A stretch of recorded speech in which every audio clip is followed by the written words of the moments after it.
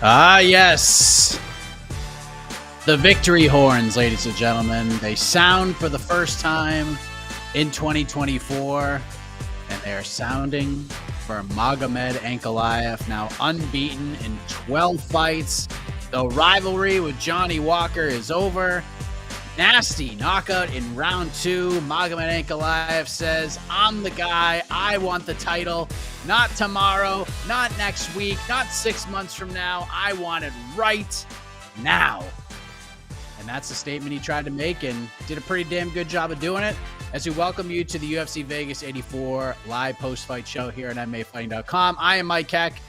Got a whole crew here. First, my best friend, the Prince of Positivity himself, Mr. Alexander Kaley. AK, first event in the books. How we doing?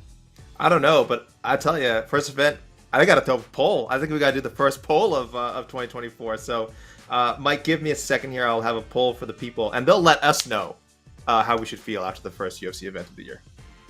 Okay. Can we go back to AK for a second? Can we go back? Is that a mustache? Are we growing out the mustache? I think I've always had this. I think I got a new camera. I think that's the thing. No, actually, I'm not even using the new camera. I totally forgot to use the new camera. So this is just a lie. I don't know. Maybe it's finally coming in. Maybe after all these years, it's finally coming in, guys. It's finally coming in. I'm so proud of you. 2024 is such a big year for all of us. Every year I hoped. Unreal. You're looking like an 80s Major League Baseball player before you know it. And also joined us on the preview show as well, Mr. New York Rick, Eric Jackman. I wonder what kind of breaking news we'll get this time around that we can shockingly react to in live real time, New York Rick. First of all, it's a pleasure to be here. Second of all, we already got it that AK Lee's evil twin has replaced him, and we need to get to the bottom of that immediately. Quick, like what's Alexander's birthday? Quick, go. Alexander's birthday is every day. It's nice him. Try. Nice. It might be him. I'm still not sure yet, but it might be him. Yeah, I think it is. I think he's just growing up before our eyes. What does the poll read, AK? How would you grade UFC Vegas 84? Simple letter grade, A, B, C, D. Nothing fancy for the first poll of the year. Let's just get the temperature of the room, my best friend. Okay. I think that's a good way to start here. We'll get to Magomed Ankalaev and Jim effing Miller in just a few moments. But New York Rick, we've had about a month away. Took a little breather. Back at it. This is a little appetizer for UFC 297 next week. What do you grade UFC Vegas 84? B+, A-, maybe. As we talked about on the preview show, this feels like the fight nights that we deserve. This feels like what an Apex show should look like on paper. The fighters delivered. The last 2 fights were incredible, and kind of the ones that we were focused in on. Obviously, it would have been nice to have Manel Kopp and Mateus Nicolau on this card, but the last 2 fights gave us what I think we wanted to see, and so did the rest of the prelims. I think everything kind of delivered here. So yeah, B+, A-, like good booking here by the UFC, and the fighters brought it. So I was thoroughly entertained. AK, what was yours? We didn't get a gymnastics scale or anything, but did it meet the expectations? It did. I think that's the nicest way to put it. I just look. It's hard to say because I didn't really make a gymnastics score beforehand, so doing it in retrospect feels a bit dishonest. But I have to imagine whatever score I would have come up with, which wouldn't have been super high, it would have lived up to. We got some nice finishes early on. We got compelling results in the main card. No real chicanery, no like scoring chicanery, no weirdness, which we all kind of were joking was likely to strike the main event, considering Ankalaev and Walker's history, and Ankalaev's individual history, and Walker's individual history. It almost felt like maybe we shouldn't have rebooked this one. But the matchmakers did the smart thing. They said, these are 2 of the top contenders. We need to find resolution. And I think putting them in the main event worked out pretty well. I think they did get a good gauge of where Walker is as far as him ever being a contender. There's still a chance, I guess, but I think the ceiling has lowered a little bit here. And for Ankalaev, the ceiling is as high as ever. I mean, this is a guy who I think like for the last 2 years, most of us in the media, certainly in MMA fighting, have been saying he's probably the number 1 light heavyweight in the world. Like he's probably the best, most well-rounded light heavyweight in the world. He should have been the champion by now, but it's not like he hasn't got his chances. He had that vacant light heavyweight title fight, which, he fought well and it just didn't go his way. Went to a draw. And I want to believe this is a fresh start. And for anyone who's thinking that this is his year, your bet and slip is looking pretty good right now, because that was a great win. I think he proved he is a notch above Johnny Walker. I think if you run this fight back 10 times, it's 9 out of 10 wins for Ankalaev.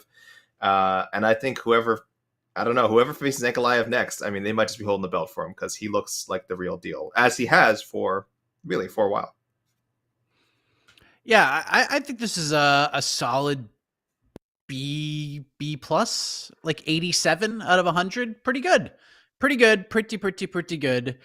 The thing that puts it over the top for me was this will be a B or better if I forget that Manel Kopp and Matheus Nicolau was supposed to fight on this card, and enough happened that made me kind of forget that fight was supposed to be on this card. Between the prelims, some big upsets, we had some bad heavyweight action, which is just perfect for the Apex. We had what happened in the co-main event. We had a really good fight at 135 pounds between Mario Batista and Ricky Simon, which we'll get into.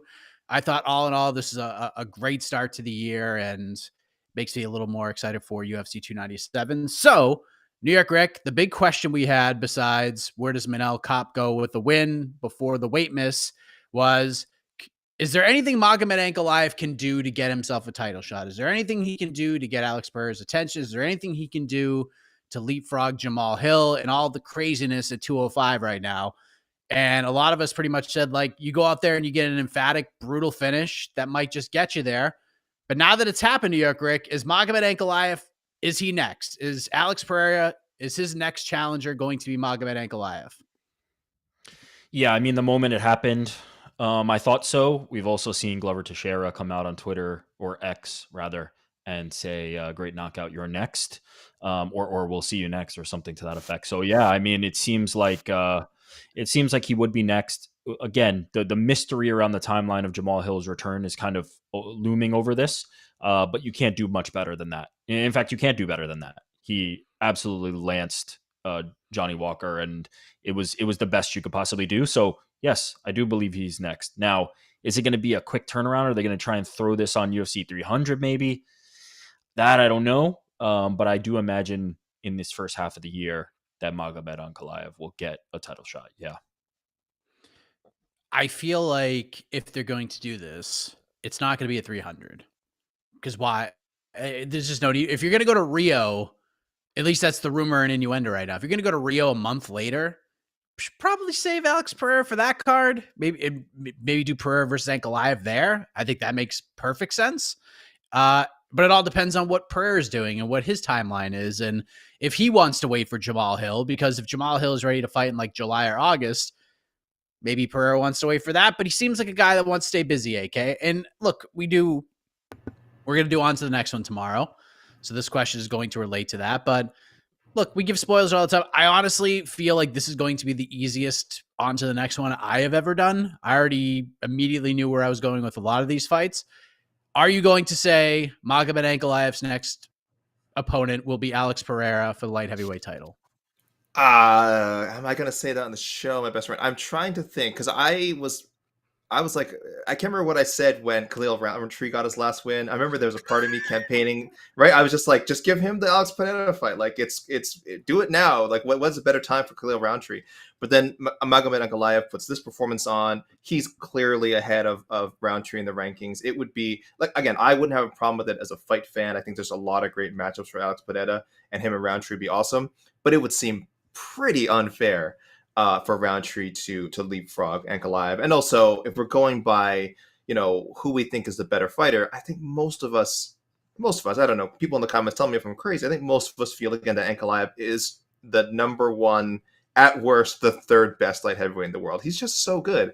And this performance tonight proved that. So by the most basic definitions, there's really nothing that Ankalaev should have to do to earn a title shot. Again, we know the UFC views him as a title contender. They gave him the vacant title fight with Jan Blachowicz. They fully expected it to be possible that he would have entered 2023 as the light heavyweight champion. It just didn't work out that way.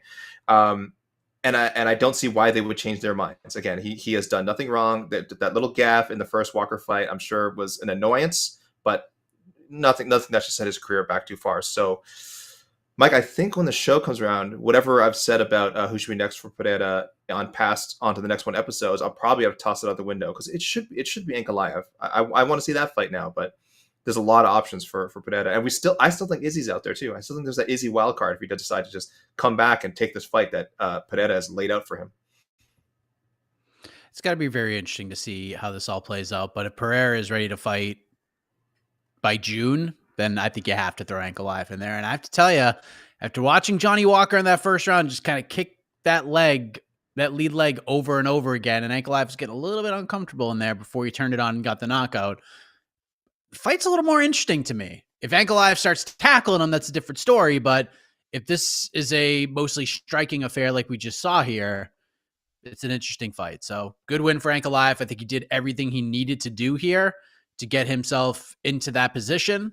And that's really all you can ask for. And Johnny Walker's still going to be a fun guy to watch. And it'll be interesting to see where he goes from there. There's a lot of up and comers, a lot of guys in this division that are moving up, and there's a lot of big fights booked for this division. So I'm sure Johnny Walker, once he gets that nose healed up, because that thing was battered after that finishing combination from Magomed Ankalaev. Good performance from the one-time title challenger, and let's see if he gets opportunity number 2. Now, could I just say one thing, Mike, before we move on? Let me just say one thing about the leg kicks thing, which I noted as well, right? But it seems to be something that we also saw in the Jan Blachowicz fight. Like, this is just something that like needs to be addressed, right? But what we also saw in that fight was in the later half of that fight, taking over and utilizing his wrestling when finally the leg became too compromised. I think he just needs to go to that earlier. And against Alex Pereira, I don't think he'll have a very difficult time. So if the game plan's right, I get that, people are going to, and rightfully so, people are going to be thinking that he's going to get his legs chewed up. But if he starts hitting those takedowns, there's going to be very few answers, I believe. So I'm interested to see how that style matchup takes place.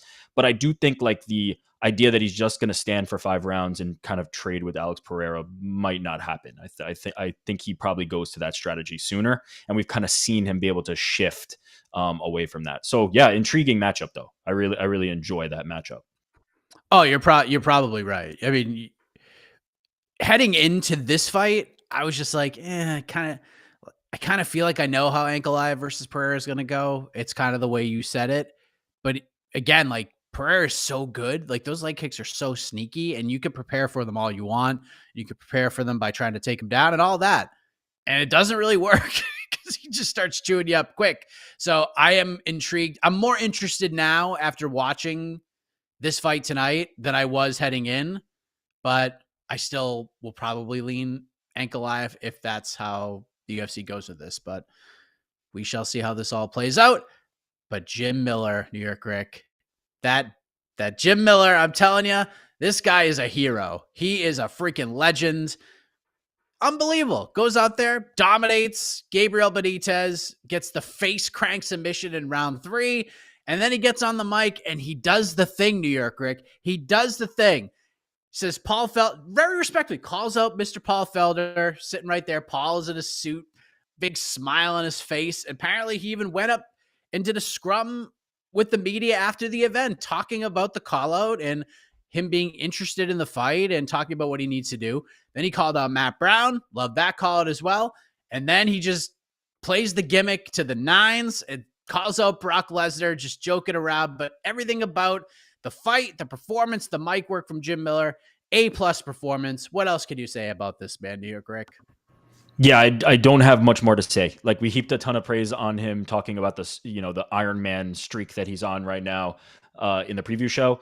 And he only improved on that. Another UFC appearance, another UFC win, another UFC submission. He's now second all time in submissions with 12, UFC submissions with 12, behind only Charles Oliveira.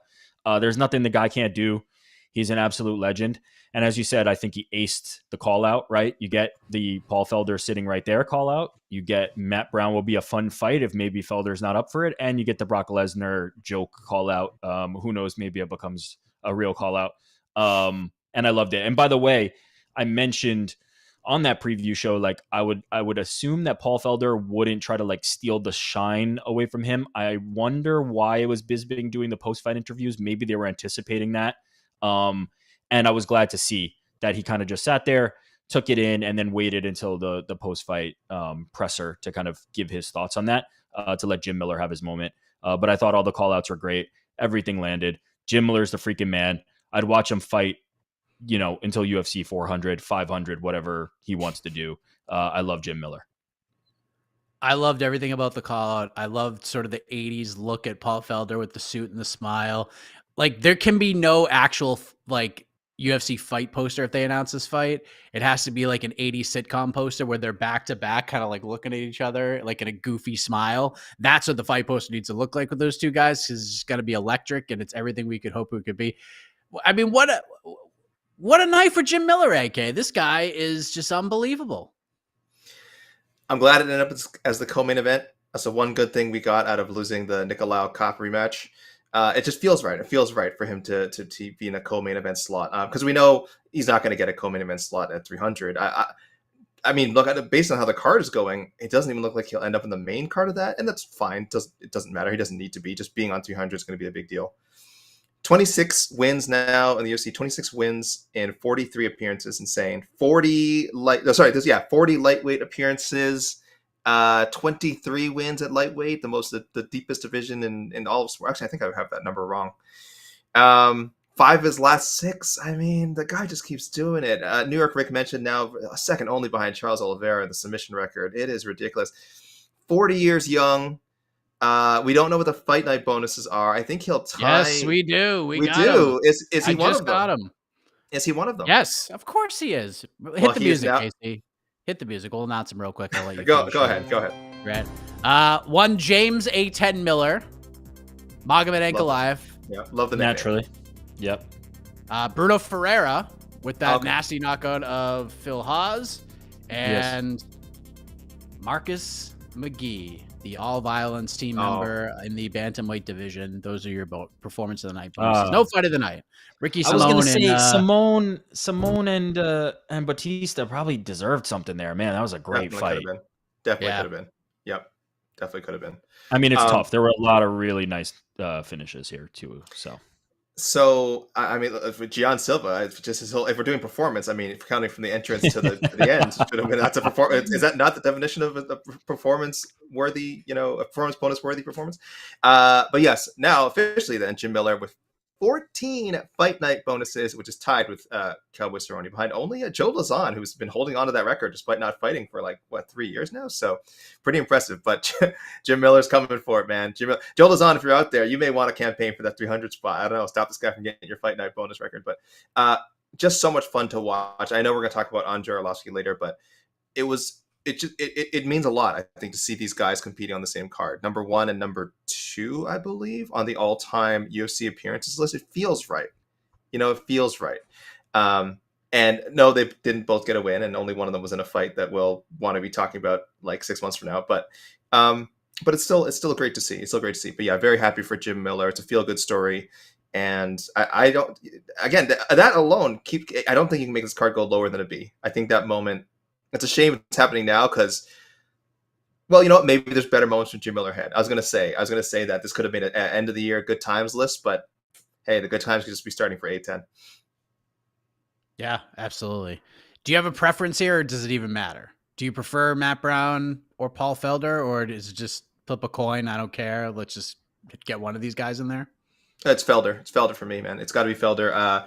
I think Felder has become only a more revered figure, I think, as a commentator. I think he stepped away, quote unquote, retired at the right time, where he still left people wanting more. He didn't, Paul Felder didn't go and people were like, oh, thank God, Paul Felder's not fighting anymore. There was still an element of okay, happy for him, happy to see him go, but if, let's leave that door open. And I think we all kind of felt like that door was open because he's still young enough. He's a guy who keeps himself in amazing shape between fights. That's well documented. And then as we got closer to 300 and thinking about who was right for Jim Miller, I think a lot of us were like, man, that Paul Felder, he's still out there. So for me, that's the easy fight to make, easy fight to sell, and it would deliver on fight night for sure. Great performance from Mario Batista. He answered a ton of questions. Great fight with Ricky Simone. Batista's going to be a top 15 bantamweight come Tuesday. Bruno Ferreira just brutally knocking out Phil Haas. I'm curious to see where Phil Haas is going to go after this. He was obviously very broken up after that one. He was out for quite some time, but once he woke up, he was very emotional. Waldo Cortez Acosta beats Andrei Arlovsky, but not in the court of public opinion. The showboating did not rub people the right way, but he does get a win, remains undefeated in the UFC. Preston Parsons defeats Matthew Semmelsberger. Marcus McGee, as we talked about, bonus winning. Standing TKO. Fareed Basharat just continues to do the damn thing. Defeats Taylor Lapilus. Fun fight, but pretty dominant performance. John Silva, holy smokes. I mean, talk about making an entrance into the UFC from the 4-minute walkout to the octagon to just staring down poor Weston Wilson to him just beating the brakes off Weston Wilson and then barking like a dog with the fighting nerd glasses on, doing training sessions with his coach in the middle of his post-fight interview. I mean, geez, what a freaking debut that was. Nicholas Moda, who probably should have got a bonus, upsets Tom Nolan in fight number 2. And then Josh Van starts off 2024 with a pretty nasty ground and pound TKO finish of Felipe Bunez. First finish of 2024. Now a bar trivia question answer for one Joshua Van. So, New York Rick, I'll start with you. Outside of Magomed Ankalaev and outside of Jim freaking Miller, which moment stood out to you the most? Yeah, I mean, probably Gene Silva, right? If we're talking about like what like kind of thing I'll remember the most, but the one that felt the most significant to me is Bautista. I think that dude established himself as a contender tonight. It's typically Ricky Simone who's kind of the guy coming on late and overwhelming people just with his relentless action, and Bautista was just there, handing it to him in the 3rd round, going for the finish, looking to get him out of there, and Simone just looked like he didn't have anything left to give back. I was really, really impressed. Like, he's somebody who I thought could come into this fight and look that impressive. It was not like a shocking revelation. But to see it actually happen and now establish himself as I think one of the top guys in that division, which is a very stacked division, means something and felt very significant. And I'm super excited to kind of see what he does next. So that's the thing that I think probably had the biggest like significance and impact. But there was also some fun moments on the rest of the card. AK, what's the low key moment you'll remember? Man, I'm all in on this Marcus McGee experience. And I think I had to do it because I feel like I owe him an apology. I don't know if I've said in the past, like I've lumped him in with all these fights. You know, we've gone on a lot of, oh my gosh, these cards are getting watered down. Where'd they find this guy? Where'd they find this guy? And I'm almost sure if someone wants to dredge up a past episode where Marcus debuted, I'm sure I probably ignorantly said the same thing about him. Like, oh, he's only 6-1 and he's getting the UFC. Who is this guy? And it's not completely unjustified. I mean, I think myself and people are right to criticize, you know, the more inexperienced fighters they're bringing in. But he's been a great pickup. He just keeps getting in there and finishing people, and he's a really class dude.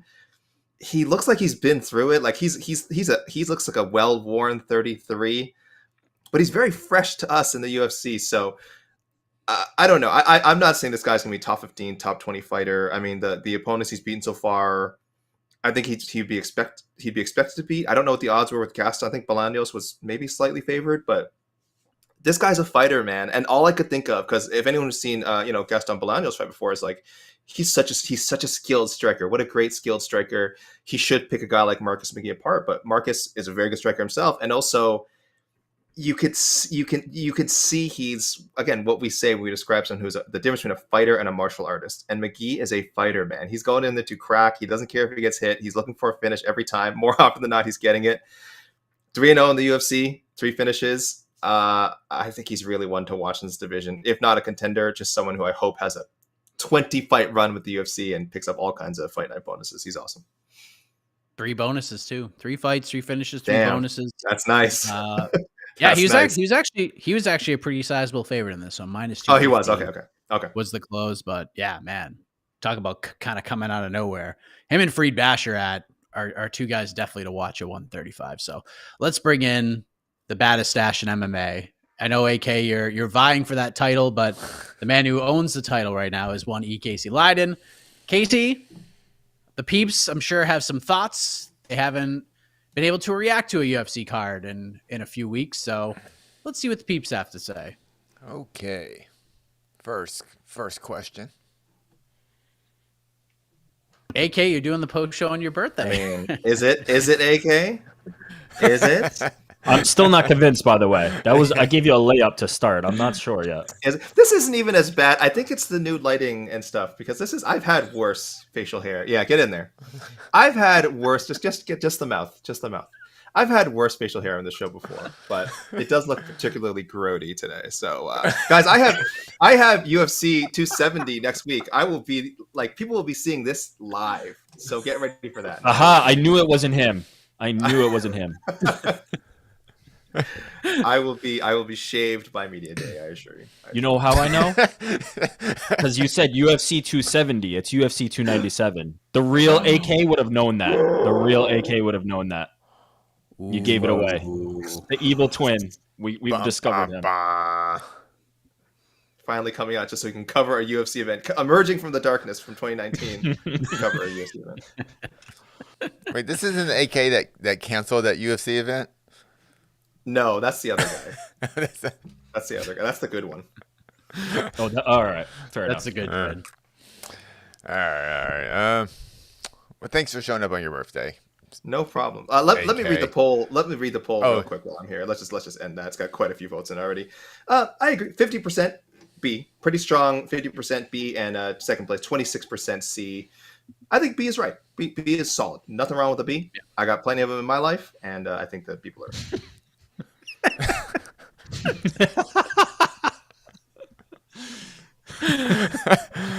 All right. What an explanation. AK, you're on fire, man. You're on fire today. Well, this new AK. This new guy, he's pretty good. Yes. 2024.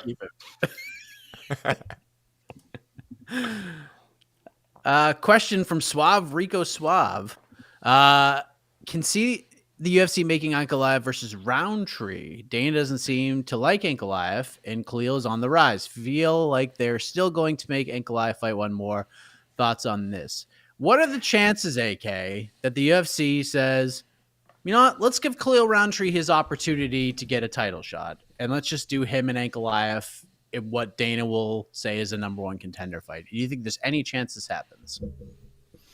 Yeah, I think the chances are high. Again, you and I might be waving our magic wand onto the next one and trying to get Ankalaev that title shot. But we brought up all these scenarios where Ankalaev might have to wait. And if he's okay with waiting, that's good. Is the UFC going to be okay with him waiting? I don't know. Because again, there's a lot of moving parts near the top of this division right now, which we don't always say when we're talking about 205, but that certainly is the case right now. Well, moving parts and parts that we're waiting to move. So it's tricky. So it's tricky to navigate. I think if they come to him with another fight, if Khalil is down for it and he says hey, I want that Ankalaev spot, it's risky. It's risky. But if you're Ankalaev and nothing's guaranteed, it's probably a fight you're going to have to take. So there's a I would say better than 50% chance, if not against Roundtree, against someone else, that we do see Ankalaev have to fight again before getting a title shot. I don't think he has to. I don't think he should have to. But I'm saying, what do we think will happen in the next 6 months? Would not surprise me to see Ankalaev not get that title fight and have to fight again. Better than 50%. Better than 50%. What do you think of this idea? Can't see that happening. They need Alex Pereira to fight sooner than that. So the only way this scenario plays out that way would be they have a dearth of stars right now, and Alex Pereira is kind of a box office guy that you can put on top of a card and say he's going to slug with somebody and it's going to be fun. The only scenario where I could see that happening is if Israel Adesanya decides I'm going to challenge Alex Pereira at 205, or Sean Strickland defends the belt and says I'm going up to 205 to get revenge. They seem a little too friendly probably for that. But a scenario where it takes Alex out of the mix of the rightful kind of light heavyweight contenders. Otherwise, yeah, they're going to have to put Magomed in there. The only scenario would be Jamal Hill, maybe, depending on his timeline. Again, I really don't know what that is. It's kind of still murky at the moment. But otherwise, they need Alex to fight. They just need champions right now. And he's going to be one who's going to be ready to fight. I'm kind of with AK a bit in the sense that Ankalaev deserves this title shot, but we know deserves is not a word we use in this sport. And Ankalaev, unfortunately, and I think Dana sees this too, he just doesn't have that it factor. And I don't think Ankalaev's good for business for the UFC as a champion, because Ankalaev is pretty much the best 205er in the world right now, but I don't think the UFC wants him as champion.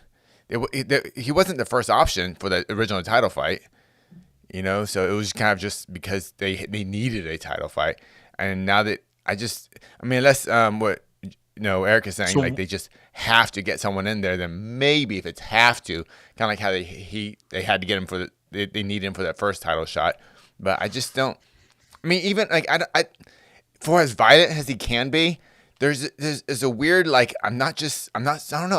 I don't understand personally why I'm not super excited to see Ankalaev fight, even though everything tells me I should be because of how good he is, and I want to see high level martial arts. But for some reason, I just can't get excited about Ankalaev, and I think that's what the UFC, especially Dana, looks at when they're booking these title fights.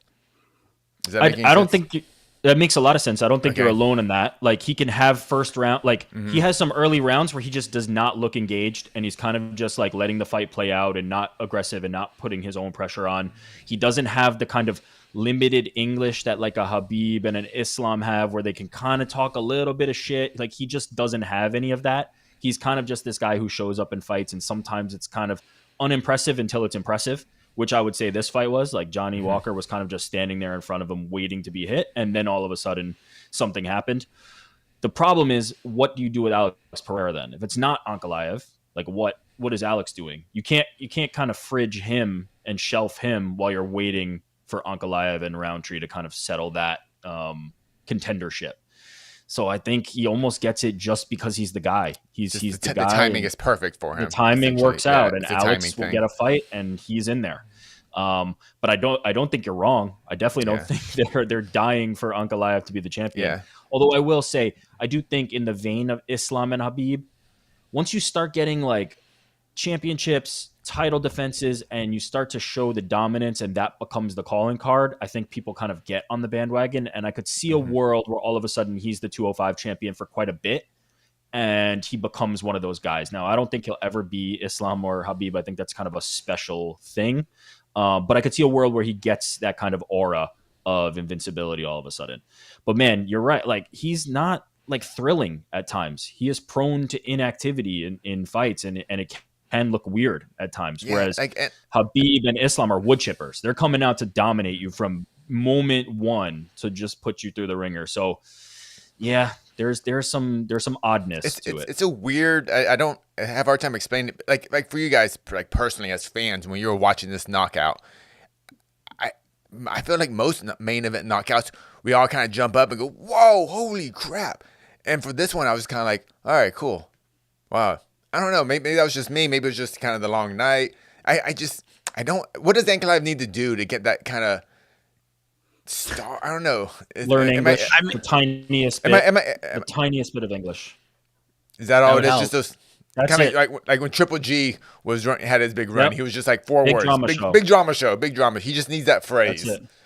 Okay, But even That's like even what Jed said during the preview show yesterday, and I know he was like half joking, but I think he was pretty kind of serious too. Like, no hat, no gimmick. Like, if he had that, like, that would be something. And I don't think he's wrong about that. I don't think he's wrong about that.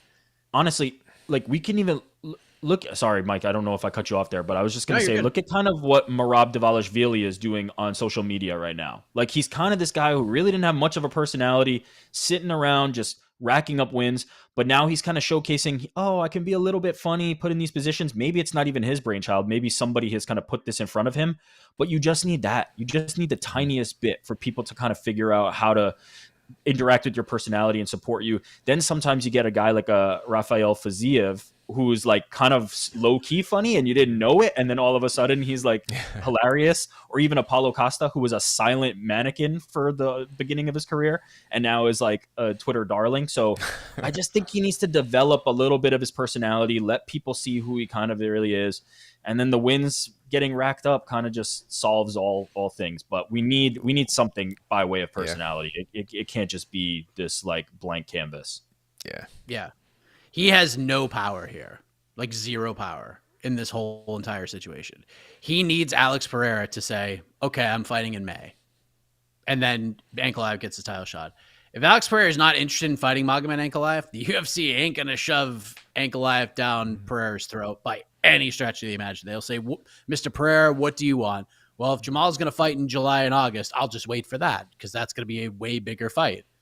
Okay, fine. There you go. And that's what they'll do. So if Ankalaev better send a birthday card or some sort of holiday card over, a Valentine's Day card, if you will, over to Alex Pereira and say, thinking of you, buddy, let's fight. Please give him a $25 gift card to Target or something. And maybe that'll help sweeten the pot a little bit. But Ankalaev needs Alex Pereira, needs him to say, I want to fight sooner rather than later. And then he gets his opportunity. But other than that, he may not get it. Yeah. We'll see. Here we go. Core 86. If every Apex card was this good, I wouldn't complain at all about the lowest tiered UFC events. I get, like, I'll let you guys talk about this in a second, but man, just the energy levels there are tough. Like, there were a lot of moments on that broadcast, even with 3 people in the booth, where they said nothing. They didn't say a word. And then finally, Brendan Fitzgerald had to like come in and just say something. Oh, or Michael Bisping would just randomly talk about a power slapper that he saw that reminded him of a guy in the octagon. Like, there's just, and there's just no energy there. Like, the only time there's like true energy was when Jim Miller was out there. And then when Johnny Walker walked to the octagon. Other than that, it was just like dead silent in there. So it does kind of suck the life out of you the longer these fight cards go because there's not a lot of energy in there. But if we're talking about just like in octagon action, yeah, this is a good one. But eventually, it's just sometimes like when you get to like the 3rd week in a row at the Apex and it's like all the same, it feels like these cards, even though they're not that bad, they seem like 9 hours long. You know what I mean? Yeah. I think this kind of goes. I think this kind of leads back to the last question about Ankalaev and why I didn't jump out of my chair when I saw that knockout. I should have. It was a spectacular knockout, but for some reason I was just like, and I felt weird as a fan doing that. And I think I just realized maybe the Apex environment and 6 hours of watching good fights, with the exception of the fight that we expected to suck that did suck, but yeah, I just. Hey, but that's the UFC's business model. the energy of a crowd adds so much. You know, that's what's helped UFC rise so much is when people you get that feel, even not being there, you get that feeling. That's why they show those that's why they show their announcer reactions to guys getting knocked out, jumping over they're very rehearsed, but people like that. People see that and they get jacked up. But I think what Core 86 is saying here, I think he's just commenting on card quality, not environment. Because Mike, you're right. There's nothing. If you don't like the UFC Apex, there's nothing that's going to make them the experience more palatable. There's just nothing. The Apex is what it is. As much as I'm loath to use that phrase, it is what it is. But yes, this card, speaking to just the action, the booking, was if only they could like neatly follow this prototype for every event. I understand it's not possible. Sometimes they're just got to throw a card together. That's what they got. But if you look at the way this was laid out, it's perfect. It's the first 3 fights. All featured debuting fighters of various levels of expectation. Felipe Bunez, Tom Nolan was very hyped, and Gian Silva, the biggest favorite on the card. So, and that worked out. And again, it didn't work out that all the prospects won, but either way, there was an exciting result. Then you have like up and coming sort of contenders with Basharat and Marcus McGee or Bolaños. Bolaños had won, and then you've got some more guys that are there, they're experienced, and then contenders at the top, and then veterans, recognizable names. It was formatted really well. And again, they're not going to be able to do this for every Apex card. It helps that there was a 3-week break between these cards, because I guarantee if there was no break and they had like a card at the end of another card at the end of December and a card earlier in January, all these fighters that we're looking at here would have been scattered to some of those other cards, and God knows it would have got. So breaks are good. If there were more breaks, we'd also make cards like this. But hopefully in 2024, they can find a better balance between contender series signings / prospects and notable names and contender fights, which we were supposed to get two on Saturday, but we only got 1. But still, the on paper it was really good. So yes, I agree. If more cards were like this, we wouldn't complain at all about saturation. But we'll see how the rest of the year unfolds. the pessimistic side of me agrees with you, obviously, and says because of the break, that's why they were able to construct this, right? There was no additional fight night where they're going to somewhere where they have to sell tickets. So they can put this month and they can put this card together and do it because they've had the time off. But there is an optimistic side of me that thinks the UFC is really hot right now and they're starting to do more fight nights outside of the Apex, and those will do really well and those will sell really well. And maybe we'll start to see just more fight nights outside the Apex. Now, certainly there's going to be Apex shows, but I think we'll start to move away from the Apex more and more each as the years go on and the UFC continues to be an insanely hot ticket, whether it be a fight night or a pay-per-view.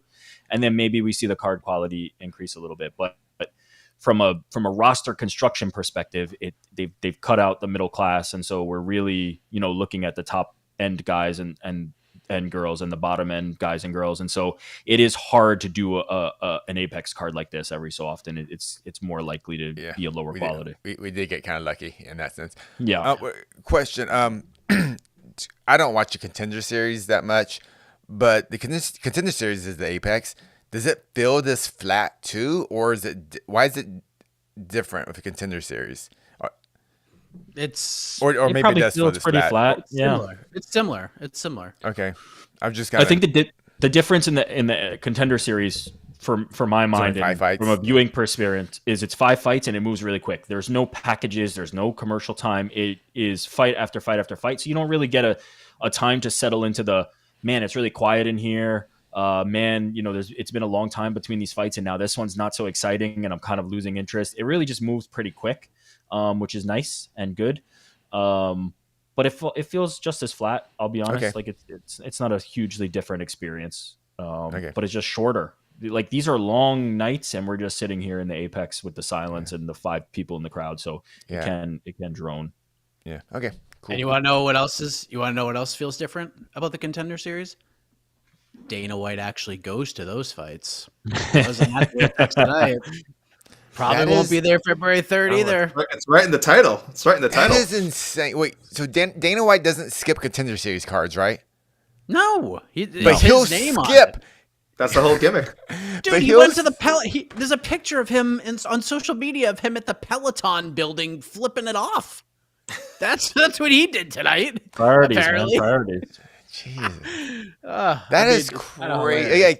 I know Koppa's off the card, but potential number 1 contender fight on this, and he didn't show up for it, but he will show up every week for Dana White Contender Series. That's bonkers. But big Magomed fan, big Ankalaev. Well, guys, let me tell you. So I threw up another poll. Just would Magomed Ankalaev be your choice to fight Alex Pereira next? Yes or no? It's 53% yes, which is a pretty bad return when you consider, again, everything we've said about him. When you consider that the MMA fighting audience is pretty educated. These aren't your Joe Schmo nobodies, voting in the poll. These people who keep up with the sport. These are geniuses, one might say. And recency bias.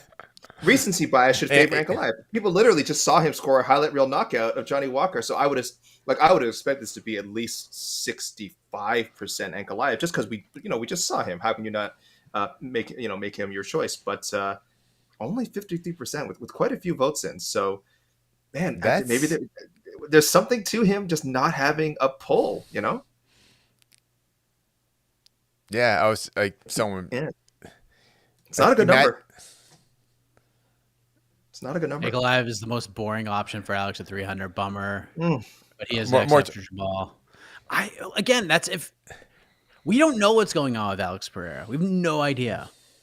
We don't know if he's going to be ready for 300. We have no clue. No clue. If the UFC books Alex Pereira versus Ankalaev at 300, will the fans be pissed? The fans are going to be pissed regardless because UFC 300 is not going to shape up to be the card that they artificially inflated in their heads already. So no matter what they book at UFC 300, this game is lost already. Okay, the main event at 302, 301. I'm just trying to. If it's in Rio, then I think people will be okay with that. I think they'll be fine. Okay. Just. Yeah. I think Alex Pereira has enough juice coming off the Izzy rivalry that he's good. I think people are willing to say, okay, it's Alex Pereira fight time. another finish in the Yuri fight. Like, I think people are on the Alex Pereira train. All right, let's talk about the star of the card, though. Scott McCrae, Felder sold me during his post-fight interview. He put Jim Miller over, and now I want to see it. Miller, Felder, UFC 300. That's the fight. Perfect. Jim Miller did the thing, and he did it well. What was this Felder post-show interview? Was this, maybe I turned it off. Did I miss it? Felder post-show He interview? went to the press conference, like the post-fight scrums, and spoke, as did Miller and Ankalaev. I agree with you guys that, like, I love the Felder fight, but I really don't care that much. Like, sure, like, I'll take it, but Matt Brown sounds fantastic. Like, the thing about Jim Miller that I'm loving is, like, this late career resurgence. He's not just, like, hanging on, you know, because that can kind of be sad. Like, there's certain fighters who it's just like they're trotting out there and they're kind of just hanging on. And yeah, we're happy to see him fight. Like, legend, like Tony Ferguson's a great example, right? Tony Ferguson's somebody who, like, people are happy to see him and people love him, but it's kind of sad. It's kind of depressing. Jim Miller's going out there and competing against everybody and winning these fights and continuing to look good in this late career, in this post, you know, contender era. And I'm so impressed by it, and I'm happy to see it, and I'm good with it rolling on for as long as it goes. And he's really the A side of these bookings. So I don't care who it is. As long as Jim Miller's in there, that's good enough for me, because I know that I'm getting a competitive fight. You know, there's a sadness that comes with some of these other ones, like the end of their careers, and Tony Ferguson's, go back to it. Like, it just doesn't feel good. Like, great, he was competitive with Paddy Pimblett, but, like, man, he hasn't looked good in a long time. Jim Miller, I know, like, we're going to get a fight. I don't care who's in there with him. We're going to get a fight, and I'm happy to see that anytime. Yeah, for me, Miller Felder makes so much sense. I don't like Miller Brown, because I think Matt Brown has just a lot more options at 170 to fight. I think Felder or Miller it just makes sense. And Brown can fight, I feel like, lots of 170 guys. And Miller is just going to be small at 170. I know he fought Cowboy Cerrone at 70, but Cowboy was, you know, a lifetime lightweight for the most part. So, yeah, that's what I want to see. I would love it. I would like that fight a lot. It's the rare, like, feel-good fight where, barring, knock on wood, someone getting, like, you know, injured or something, you wouldn't care who won. You wouldn't care who won. You wouldn't care if it was a first-round finish. You wouldn't care if it went the distance, because if it goes the distance, it's the chances of that being a boring fight are slim to none. We don't have a lot of feel-good, well, I don't care who wins fights in this game. It's just a matter of fact, whether it's because we have someone we want to win, or the matchmaking just is not good, or there's so much on the line that, like, you can't enjoy, like, it's going to hurt someone so much to lose. But this is like, if Paul Felder loses, you go back to retirement. He says, oh, great, I got to come back, fight on UFC 300, go back to retirement, enjoy my life, get another payday. Jim Miller loses, he doesn't care. He's going to keep fighting for as long as he wants to. Like we said, he might fight till UFC 400. He might fight till he reaches 50 UFC fights. We don't know, right? We don't know. But he probably, what if he decides to retire? I wouldn't care. I wouldn't be like, oh no, I can't believe he suddenly decided to retire at 300. I'd be like, good for Jim Miller. Like, I'd be sad because I want to see him fight. So there's almost no bad outcome to it. That's what makes it such a cool fight on paper. So UFC, get those gears moving and make sure both these guys are paid. Pay these men for their work, please. Are any of you guys as surprised as me that, like, more people are calling to fight Jim Miller at 300? I just expected more people to kind of see the opportunity that's there and kind of, like, throw their name into the hat. And it kind of seems like he's the one pushing it more so than anybody else. Like, to me, you know, how many people do we see calling out the hot prospect of the month? Oh, Paddy Pimblett's the guy for everybody right now. Let me get that. And there's a shine on this moment right here. Like, Jim Miller's fight at UFC 300 is going to be something that people are interested in and watching.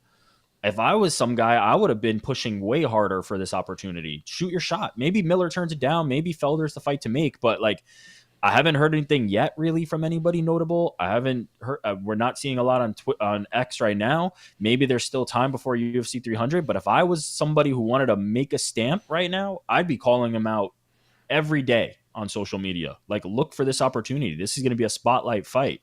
Take the chance. And well, you mentioned Paddy, and yeah, like, he just definitely would, if he had not already ruled out 300. He said he won't fight at 300 because he already did. He has a child coming. Okay, cool. All right. I believe we won't talk about that. Yeah. I think his first child coming at that time. Twins. Congratulations, there you Mr. go. Pimlet. Congratulations. But he definitely would have, if he was able to fight at 300, he would be one of the guys at the front of the line saying, "Hey, Jim Miller, give me that fight." What a coincidence. A guy who knows how to get attention and is semi-intelligent about how to navigate the fight game is thinking about that. Where's the rest of them? Smarten up. Now, as far as I know, the UFC hasn't officially released Tony Ferguson, correct? No. No, jeez. Why would they? Is Jim Miller Tony Ferguson just I hope not. insane? No. That's But not good vibes. But if the UFC doesn't release him, that doesn't straight up release him, who's Tony? What else can you do with them? Yeah. Yeah. There's not a lot of options for Tony You do Tony Ferguson. Ferguson versus Joe Lozon. That's the fight you make. Sure. I mean, These are all sad. Tony, there's no good answers here. Tony, There's no, Tony's yeah, not the guy. there's no right answer. No good answer, rather. Okay. Anything else? I think we're. Yeah, I mean, You think we're good? We gotta save our strength for UFC 297. I'm trying to think of who should do the thing. I'm looking at the list of lightweights who maybe would make sense, and I don't know. But there's you know, names, but- New York Rick, it might come up. It might come up now that this fight is out of the way. You know, maybe they're just being respectful. Like, well, let's see what happens. Yeah, You know. that's the fight Now game. he's A lot of free. a lot of people being respectful and not angling for big paychecks. That's Yeah. how I Chase feel about MMA. should like a guy like Chase Hooper. Like Chase Hooper, like And they'd be like, yes, oh, how exactly. adorable. That's a perfect one. Why not? Like, oh, that's so nice. Like, no one even be mad at Chase for doing that. They'd be like, all right, that's kind of fun. And also, by the way, everybody's coming from this like, it would be such an honor, Jim Miller. I love you, Jim Miller. You're the man, Jim Miller. I would love to fight you. Somebody should come in there and put their finger in his chest and say, Jim Miller, I want to beat your ass at UFC 300. You I absolutely want to make suck. you stink. I want to embarrass Rick. you in front of everybody. Somebody needs to do something. Bring something to the freaking table. I'm bored. Do A10 something. A10 is the worst nickname I've ever heard. It Oh, is. trash. That's why he's not in the Hall of Trash. Fame. I would start rolling up my sleeves. I'm starting to How dare think you. Now maybe you I need to crossed the fight line. Jim Miller. I'm starting to think that maybe I need to, because nobody else is taking this opportunity. You know who would be? Bear. You know who would be a good one? You know who would be a good one? Trevor Peake. Sure, that'd be a fun ass fight. I love that fight. That'd be electric, and Trevor would be very respectful about it. See, this is what I don't like.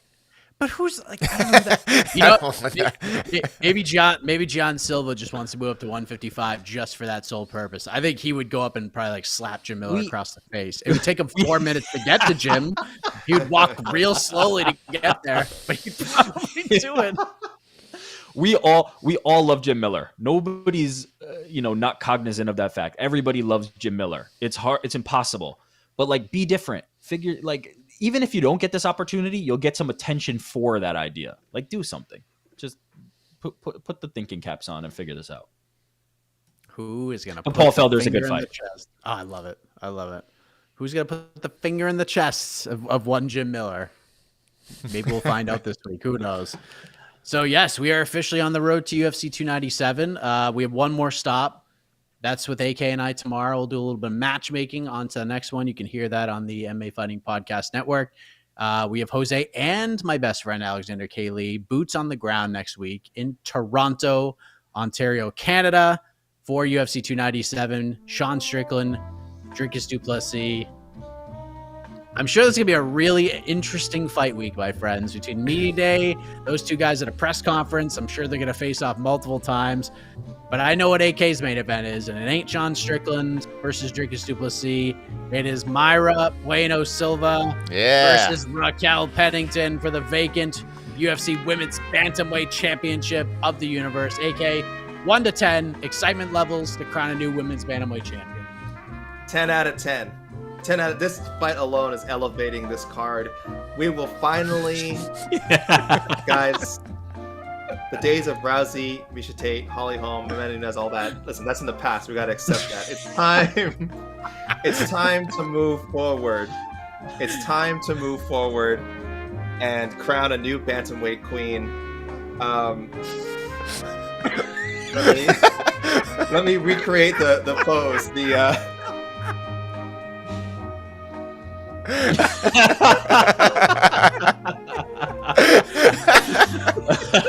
You've all seen it. You've all seen it. I'm very excited, Mike. Good night, everybody. Can't top that. Happy birthday, AK.